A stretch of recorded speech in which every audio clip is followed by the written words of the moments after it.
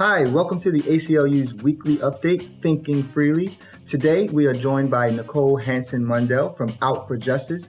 Can you say a little bit about what pre-release services there are for women in the state of Maryland currently? Pre-release services, or what pre-release services are supposed to be, are an opportunity for women to connect with housing, to connect with mental health treatment, drug addiction treatment, family reunification, vocational training, educational opportunities. There is nothing that exists for women in the state of Maryland.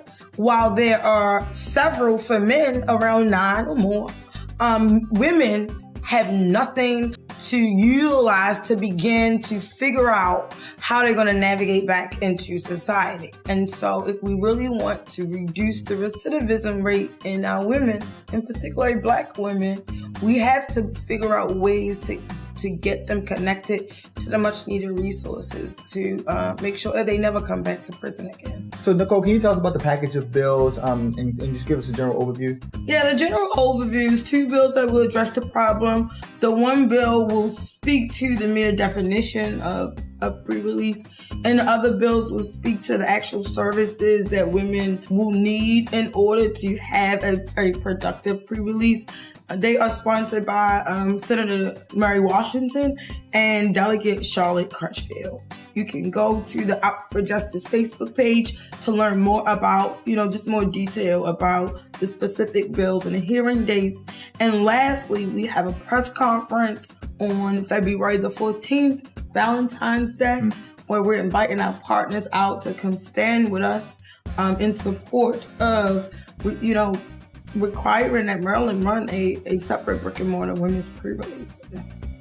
Thank you, Nicole. We're so glad Nicole is joining us because so much of our work is done in partnership with other organizations. We are especially proud of this work because the effort is really led by people who are formerly incarcerated. So we are glad to have Out for Justice as a partner, as well as Maryland Justice Project on this effort.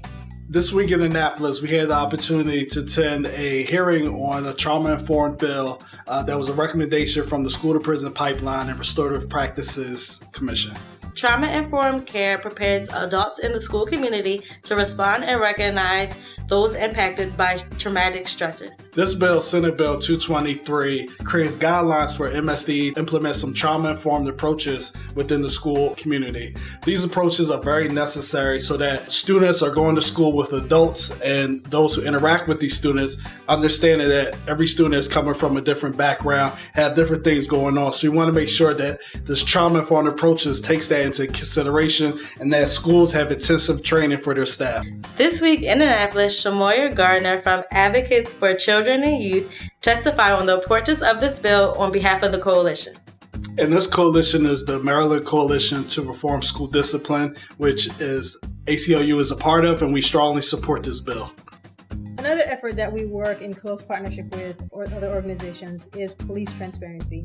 So on Tuesday, February 12th, we will be supporting HB 413, which is a bill which would allow for complainants of police misconduct to find out how their complaints are handled. What we have heard far and wide across the state of Maryland is that communities are calling for greater transparency and greater oversight over law enforcement.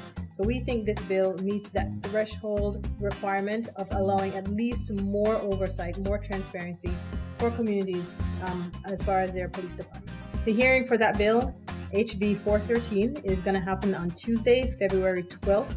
In the House Health and Government Operations Committee. The bill sponsor is Delegate Eric Barron from Prince George's County.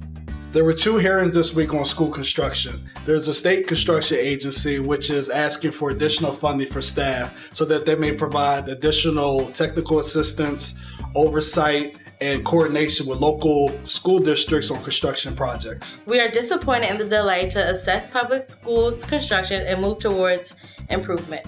These schools cannot wait any longer. The Currents Commission's final report has yet to be published yet, but we are continuously looking for a final report. There has not been a bill filed yet for the Kirwan recommendations. The drop date for bills to be filed for the Senate is February 4th, and for the House is February 8th. So we'll continuously look to see if there's a bill filed because we really need these resources for our students for this year and beyond. This week, we also were able to testify on a regressive measure, which was put forth by Governor Hogan's administration, which increased mandatory minimum sentencing in the state.